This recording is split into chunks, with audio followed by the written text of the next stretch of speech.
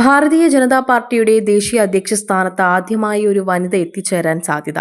ഇക്കാര്യം സൂചിപ്പിക്കുന്നത് പാർട്ടിയുടെ നിലക്കാർക്കും ദേശീയ തലക്കാർക്കും ഇടയിലെ പ്രധാന ചർച്ചകളാണ്. ഇന്ത്യ ടുഡേ റിപ്പോർട്ട് ചെയ്യുന്നത് പോലെ നിർമ്മല സീതാരാമൻ, ടി പുരന്ദരേശ്വരി, വാനതി ശ്രീനിവാസൻ തുടങ്ങിയവർ ആഗ്രഹിത സ്ഥാനത്തേക്ക് പരിഗണിക്കപ്പെടുന്ന പ്രമുഖ പേരുകളാണ്. നിലവിൽ അധ്യക്ഷനായ JP നഡ്ഡയുടെ കാലാവധി 2023 ജനുവരിയിൽ തന്നെ അവസാനിച്ചിരുന്നു. എന്നാൽ ലോക്സഭാ തെരഞ്ഞെടുപ്പിന്റെ പശ്ചാത്തലത്തിൽ 2024 വരെ നീട്ടിയിരുന്നു. ഇപ്പോൾ പാർട്ടിയുടെ ഭാവി അധ്യക്ഷനെക്കുറിച്ചുള്ള നിർണായക ചർച്ചകൾ ഉടൻ തന്നെ ഒരു ഫലത്തിൽ എത്തുമെന്നാണ് സൂചന.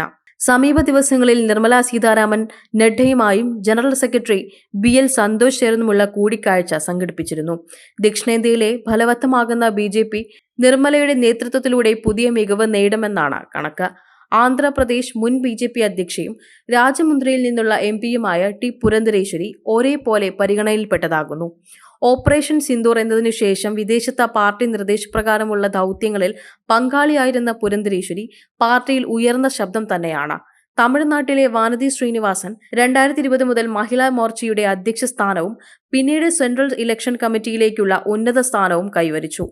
അഭിഭാഷകയും മുനിസിപ്പൽ കോർപ്പറേഷൻ കൗൺസിലറുമായിരുന്ന വാനതി 1993 മുതൽ പാർട്ടിയിൽ സജീവമാണ്.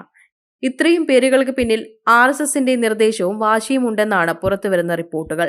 മഹാരാഷ്ട്ര, ഡൽഹി, ഹരിയാന തുടങ്ങിയ സംസ്ഥാനങ്ങളിൽ സ്ത്രീ വോട്ടർമാർക്കൊപ്പമുള്ള വിജയത്തിലേക്കുള്ള പാത പാർട്ടിക്ക് മുന്നിട്ടിറക്കാൻ സ്ത്രീ നേതൃപദവിക്ക് കേന്ദ്രം നൽകാനാണ് സാധ്യത. ഒരു വനിതയെ ദേശീയ അധ്യക്ഷയായി തിരഞ്ഞെടുക്കുകയാണെങ്കിൽ അത് പാർട്ടിയുടെ ചരിത്രത്തിൽ ആദ്യമായായിരിക്കും.